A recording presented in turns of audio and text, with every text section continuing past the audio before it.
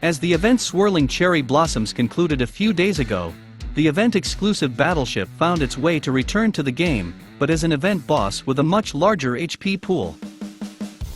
Hello and welcome.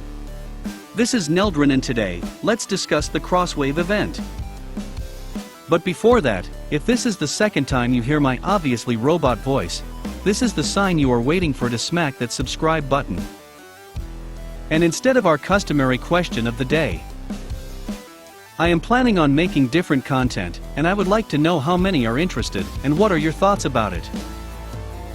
I'll still be doing as-a-lane contents if many are interested, so don't worry, I won't be abandoning you, and these more than 1K awesome people.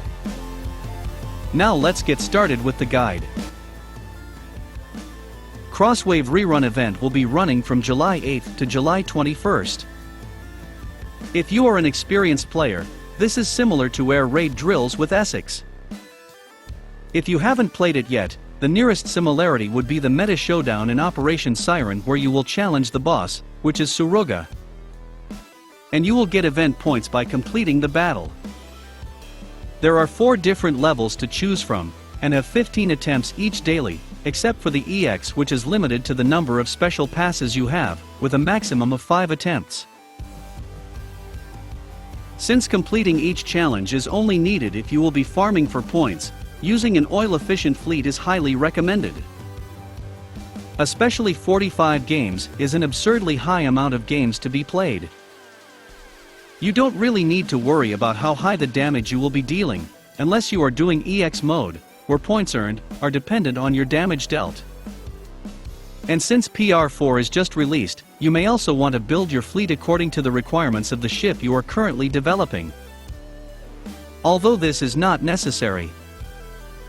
If the HP didn't reach a certain percentage, the individual reward will not be retrieved even if you have the required amount of points. Make sure that you will get the cheese armor. This is one of the best auxiliary for Azuma, making her super tanky even at low development level. Lastly, in EX mode, unlike PvP, you cannot reset the battle by leaving and re-entering the battle. If you screw up the timers or skills didn't trigger, then just accept it. I highly advise you to play the EX mode for the additional points you will earn. Unlike previous events where EX mode is extremely difficult, and requires manual play to avoid damage, this one is a bit easier even if you are playing in autoplay.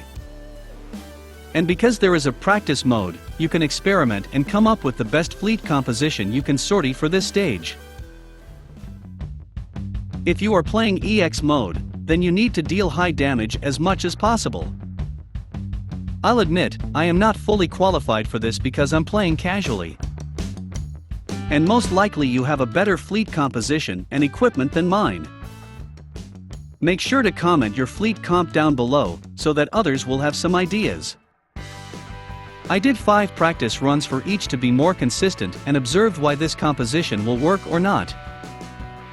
Just in case you are unlucky and didn't get NJ, here are some sample fleets. The first fleet I tried was the preload team, which consisted of Vittorio Veneto, Aquila and Champagne. My thought process here is that, since we only have a minute for the EX mode, I need some preload for some early damage. For this fleet, you need high standard fire control radar, and at least 2 other pasta ships other than Veneto, to meet the almost preload first salvo. Since I already have Aquila, I just need 1 more for the Vanguard. It doesn't need to be Duca degli Abruzzi, but she's the highest Sardegna Empire Vanguard I have, so I used her. Helena is needed for the radar scan on the next set of barrages after the preloaded ones. For Aquila, make sure you are using a dive bomber on her second slot, else she won't have a preload. Average damage is around 210k damage. Having around 180k as my lowest and 240k as my highest. Next composition is the triple carrier team, which consists of Independence, Essex and Enterprise. This composition is probably the most inconsistent among the fleets I'll be highlighting in this guide. The damage is between 170k to 250k. I said it was inconsistent because of Suruga's movement during the airstrike. There are times she will move around on a carpet of torpedoes, and there are times where she will stick to one position, and only a few torpedoes will hit. I know some of you are probably already typing in the comment section why I am not using Formidable plus Arc Royal with multiple reassay. Well, I somehow tried that. However, it was more of a gamble for me judging from the results. There are times where Suruga manages to avoid all converging torpedoes. Knowing that we cannot reset the battle, there is a risk of getting lower points from this. So I recommend the previously mentioned composition if you want to play it safe. If you are a risk taker, reassay composition is for you. When using Independence, make sure she is retrofitted, and to include one Cleveland-class cruiser. The best choice for me will be Montpelier or Cleveland. Birmingham is weak for this map, because there are no aircraft to shut down, making her offensive buff useless. Columbia can be an alternative, due to her defensive buff to your flagship. As always, Helena's debuff is useful, and I'm using Sirius here for the carrier buff. In my testing, Sirius can tank the damage. And on rare occasions, she will sink before the end of battle, which is really not an issue. Stephen Potter is an option, though I haven't tested it up to conclude if she's good or not. But in theory, she seems also viable in this composition. Now if you've got NJ, you can reuse this carrier composition and replace either Essex or Enterprise. Based on my testing, I yield an average of 250k damage.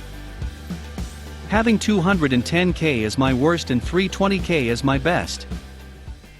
And lastly, the composition that I'm currently using is the Triple BB, where the prototype Triple 406mm is used among the 3 battleships.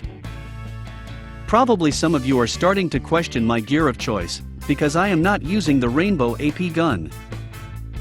But the reason is actually simple. I just don't have it yet, and I'm not prioritizing PR2 before, because most of PR3 ships are waifu. Going back, make sure to use an AP gun to maximize the damage against heavy armor. Monarch have an AP barrage and it is best utilized in the flagship position. Warspite also have AP barrage and NJ applies armor break. For Vanguard, Helena is a key component in this composition. I just included Rune Muse and Swiftsa because of the slow and reduced evasion. It was already late when I realized that the slow from Rune Muse is somehow useless in my timing, so using another ship might probably be better. On average, I managed to deal 270k damage, with 310k damage as my highest damage and 240k as my lowest. I forgot to mention that all testing done doesn't have submarine support. The only testing I have done with submarines is the Triple BB with NJ. I got an average damage of 360k. Having 440k as my highest and 330k as my lowest. To summarize, make sure to participate in the event to unlock individual rewards. The cheese armor is the best reward you can get in this event. Focus on getting high amount of damage when playing EX mode. There are multiple fleet compositions you can use and make sure to test it out in practice mode before entering the EX mode.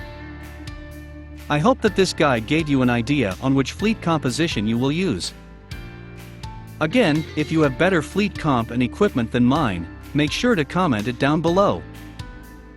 And don't forget to subscribe to support my channel. You guys are awesome, and see you next time.